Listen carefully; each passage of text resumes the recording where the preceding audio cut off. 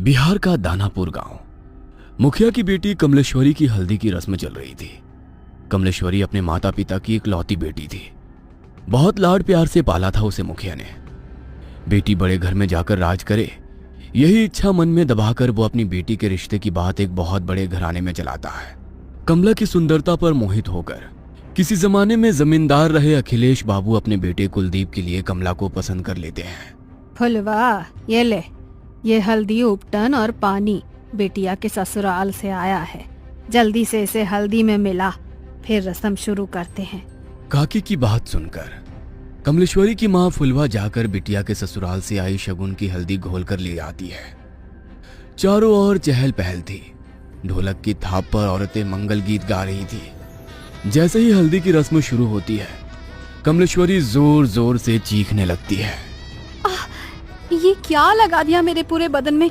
ऐसा लग रहा है जैसे किसी ने खाल खींच ली हो। बहुत दर्द हो रहा है माँ। कमलेश्वरी के जोर जोर से चिल्लाने पर उसको हल्दी लगा रही औरतें उसे ले जाकर पानी से उसका सारा शरीर धोने लगती हैं। हाय राम, ये क्या हो गया मेरी बिटिया को? ऐसा लगता है जैसे किसी ने कांच पीसकर हल्दी में मिला दिया हो, लेकिन कौन करेगा ऐसा काम? कमलेश्वरी के बदन पर जहां जहां हल्दी रगड़ी गई थी, वहां पर लाल धब्बे हो गए थे। दर्द से दुल्हन बुरी तरह छटपटा रही थी और उसकी माँ और बड़ी माँ उसके घावों पर मलहम लगा रही थी। छोटी, मुझे तो ये कोई सामान्य घटना लगती है। अरे घर में बाहर का है कौन? ऐसे कौन बिटिया की हल्दी में कांच मिला गया? कोई छोटी मोटी बात है क्या? अरे वो तो शुक्र है कि मुंह पर नहीं लगाया था, वरना पूरा चेहरा बिगड़ जाता बेचारी का। मेरा तो दिमाग ही काम नहीं कर रहा है जीजी। कौन हमारी कमला से जलेगा? इसने क्या बिगाड़ा है किसी का? शादी ब्याह का माहौल था। दोनों देवरानी जेठानी वैसे तो इस घटना से अंदर तक डर गई थी, लेकिन फिर भी इस समय कुछ भी सोचने के लिए उनके पास ज्यादा समय नहीं था। 2 दिन में कमला की शादी थी। घर में ढेरों मेहमान जमा थे। उनके खाने पीने की व्यवस्था करने के अलावा दोनों देवरानी जेठानी को तमाम रस्में पूरी करनी थी। इसलिए इस बात को यहीं दबाकर वो शादी की तैयारियों में जुट जाती हैं। अगले दिन सुबह, माँ, कमला के ससुराल से शादी का जोड़ा और शगुन आया है, जाओ जरा देखो तो। एक बड़ी सी गाड़ी से 2 नौकर जैसे दिखने वाले आदमी गाड़ी से नीचे उतरते हैं और बड़े से थाल में लाल रंग के कपड़े से ढका हुआ शादी का शाही जोड़ा और गहने कमला की माँ फुलवा को सौंप देते हैं। बड़ी माँ ने संदेश भिजवाया है, शाम के समय दुल्हन को यही खानदानी जोड़ा और गहने पहनकर तैयार होना है। और हाँ, उन्होंने खास एक बात का ख्याल रखने के लिए हिदायत दी है कि इस जोड़े पर किसी की भी बुरी नजर ना पड़ने पाए। वो काली नजर और अपशगुन जैसी बातों पे बहुत यकीन करती हैं, इसलिए खास तौर पर इस जोड़े को एहतियात से रखने को कहा है। आप फिक्र ना करें, कमला और उसका ये जोड़ा अगले 2 दिनों के लिए हमारी अमानत है। हम पूरा ख्याल रखेंगे।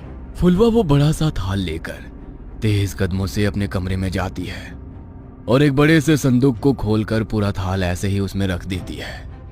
पूरा दिन शादी का भाग दौड़ में बिताने के कारण फुलवा को याद ही नहीं था कि उसने कमला को उसके ससुराल से आया जोड़ा दिखाया ही नहीं है। अगले दिन दोपहर 4 बजे, फुलवा, अरे कमला को तैयार करने का समय हो गया है। इसके ससुराल से जोड़ा आया था ना, कहाँ रखवाई हो? जाओ ले आओ। चूड़ी पहनाकर हम शगुन कर देते हैं, उसके बाद इसकी सहेलियां मिलकर उसको सजा देंगी।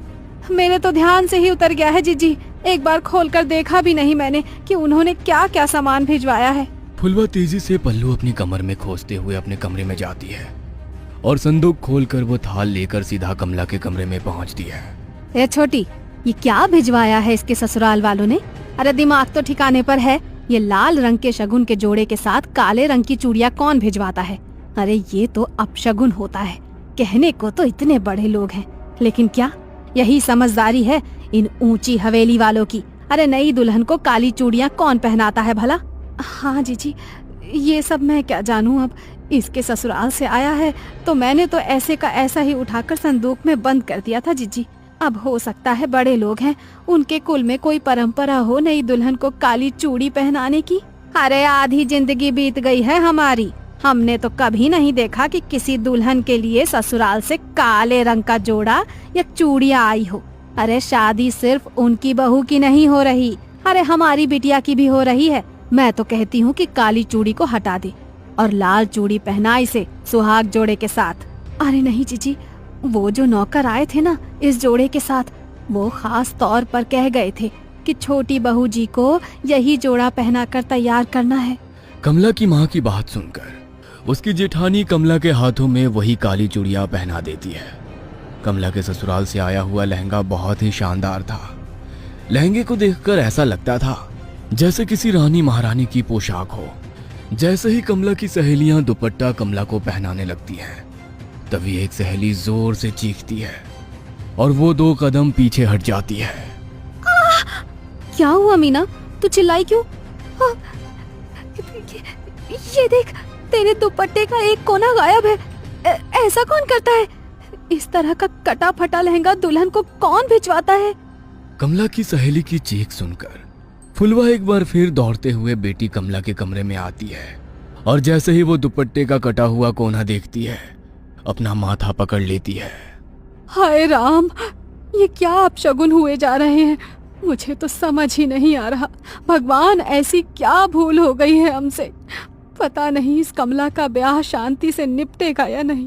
अरे माँ, जाने दो ना, जिसने सिला है उसी से गलती से कट गया होगा। और ये माधुरी है ना, ये ऐसे पहनाएगी कि ये हिस्सा नजर ही नहीं आएगा। बेटा गलती से कटता तो ऐसे ना कटता।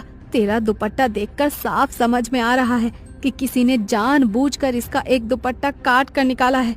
अरे माँ जी, ऐसा क्यों करेंगी? और ऐसा तो हो नहीं सकता कि यहाँ भेजने से पहले उन्होंने लहंगा देखा ना हो। जरूर दर्जी से गलती से कट गया होगा। फुलवा अपने पति के पास जाकर, ए जी, सुनिए ना, कुछ तो अपशगुन हो रहा है, कुछ तो है जो ठीक नहीं है। हम ये शादी करके ठीक तो कर रहे हैं ना? बार बार ऐसे संकेत मिल रहे हैं कि कुछ अनहोनी होने वाली है। अरे तुम औरतें बस शगुन अपशगुन ही करती रहो हर समय। इतने बड़े घर का रिश्ता ढूंढ कर लाया तेरी बेटी के लिए। नौकर चाकर राजमहल सब है उनका। और क्या चाहिए तुझे? सारा जीवन दिया लेकर ढूंढोगी तब भी ऐसा लड़का नहीं पाओगी अपनी बेटी के लिए। हाँ। पति की गुस्से से भरी आवाज सुनकर फुलवा चुपचाप जाकर मंडप सजाने लगती है। जयमाल के लिए पूरी तैयारियां हो चुकी थी। कुलदीप आकर अपने स्थान पर बैठ गया था। दूसरी ओर से कमला को उसकी सहेलियां पकड़कर मंडप की ओर ले जा रही थी। कुछ पल पहले शर्म से लाल होता उसका चेहरा धीरे धीरे बदलने लगा था।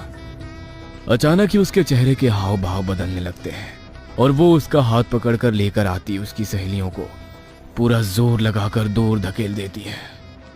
देखते देखते खूबसूरत तरीके से सजे अपने बालों को नोच नोच कर वो बाहर निकालने लगती है और जोर जोर से चीखने लगती है। कमला बेटा, होश में आ, क्या हुआ है तुझे? कमला बिटिया,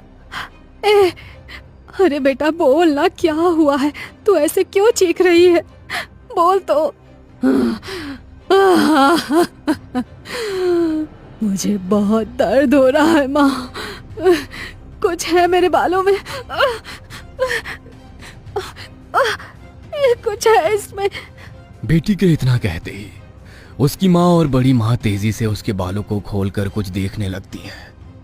तभी बालों का एक बहुत बड़ा सा गुच्छा जमीन पर गिरता है, जिसे देखकर फुलवा की चीख निकल जाती है। बड़ी माँ कमला के बालों को देखती है तो पाती है कि सर के एक हिस्से के बाल पूरी तरह से गायब हो गए हैं और वहां पर एक गोल घेरा जैसा बन गया है। अरे ये कैसे हो सकता है? अरे ऐसे कैसे अपने बाल टूटकर जमीन पर गिर पड़ते हैं? किसी की काली नजर लगी है हमारी बच्ची की खुशियों को। अरे इतनी सारी बातें एक साथ होना कोई संयोग नहीं हो सकता। कमला अभी भी घबराकर अपनी माँ के गले लगी हुई थी और जोर जोर से रो रही थी। फुलवा, बिटिया को ले जाओ और जाकर इसका हुलिया ठीक करो और फिर से जयमाल के लिए लेकर आओ। समय निकला जा रहा है, दामाद जी इंतजार कर रहे हैं। पता नहीं, लगता है आज का मुहूर्त ही गलत है। आप बिल्कुल भी फिक्र मत करिए बहन जी, कमला अब सिर्फ आपकी जिम्मेदारी नहीं है, वो हमारे घर की बहू भी है। मैं समझ सकती हूँ कि उसके ऊपर इस घटना का कितना बुरा प्रभाव पड़ा है। हमसे जो संभव हो सकेगा हम वो सब करेंगे, लेकिन फिलहाल मुहूर्त निकला जा रहा है। शुभ मुहूर्त पर शुभ काल कर लेते हैं। बाकी बिटिया की मानसिक स्थिति का हम हवेली में पूरा ख्याल रखेंगे और हाँ, बात को ऐसे ही जाने नहीं देंगे। आप बेफिक्र रहिए। अपनी सास शशि की बातें सुनकर कमला थोड़ी शांत हो गई थी। ब्याह का सारा उत्साह छू हो गया था और बुझमन से ही कमला मुरझाए चेहरे और बिखरे बालों में ही कुलदीप के गले में माला डाल देती है। फेरों के बाद 1 मिनट ठहरे बहन जी, क्या काले रंग की चूड़ियां बेटी को पहनाने की आपके यहाँ कोई रस्म है क्या? अब अरे नहीं, उल्टा हमारे यहाँ तो बहुत अपशगुन मानते हैं, लेकिन आपने भिजवाई तो हमने मजबूरन पहना दी। हमें लगा नहीं पहनाएंगे तो शायद आपको बुरा लगेगा। क्या बात कर रही हैं आप? हम बहू के लिए काली चूड़ियां क्यों भिजवाने लगे भला? जरूर आपको कोई गलतफहमी हुई है। मतलब आपने कमला के लिए ये काली चूड़ियां नहीं भेजी थी? हरगिज नहीं, हमने तो लाल रंग का राजस्थानी चूड़ा भेजा था, खास तौर पर मंगवाया था बहू के लिए। सारी घटनाएं एक बहुत बड़ी अनहोनी की ओर इशारा कर रही थी। आपके घर पर ही लगता है किसी ने कोई काला जादू किया है, तभी तो आपके घर में रखे सामान पर ये सब हुआ। मुझे लगता है कि कमला की भलाई इसी में है कि वो जल्द से जल्द घर से दूर चली जाए। तुम ठहरो छोटी, मैं जरा पहले बिटिया की नजर उतार देती हूँ, उसके बाद कमला की विदाई करेंगे। बड़ी माँ दौड़ कर जाती है और कुछ सामान अपनी मुट्ठी में लेकर कमला के पास आ जाती है।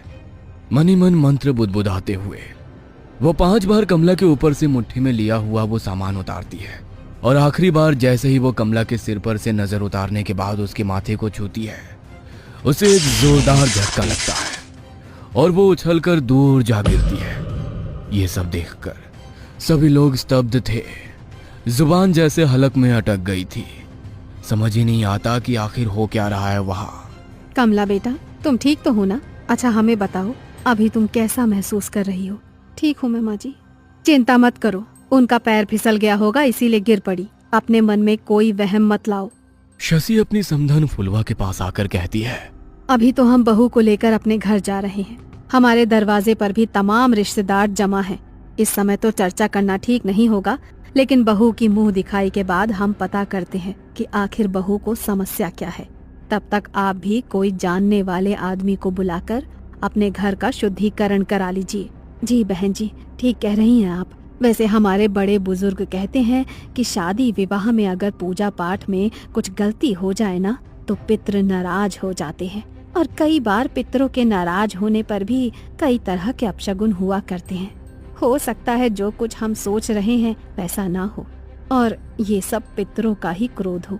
हम पितरों की शांति के लिए भी हवन करेंगे, आप लोग फिक्र मत करिए। दोनों समधन गले मिलकर एक दूसरे से विदा लेती हैं और बारात कमला को लेकर विदा हो जाती है। ससुराल आने के बाद बहू की गृह प्रवेश से लेकर मुंह दिखाई तक की सारी रस्में बहुत ही शांति से संपन्न हो जाती है, जिससे शशि और कुलदीप के मन को बड़ी तसल्ली मिली थी। उन्हें लग रहा था कि शायद जो भी बला थी वो बहू के मायके में ही पीछे छूट गई और ये सब शांत हो गया हो। लेकिन कहते हैं ना, जब कोई बहुत बड़ा तूफान आने वाला होता है ना, तो उससे पहले एक लंबी खामोशी होती है।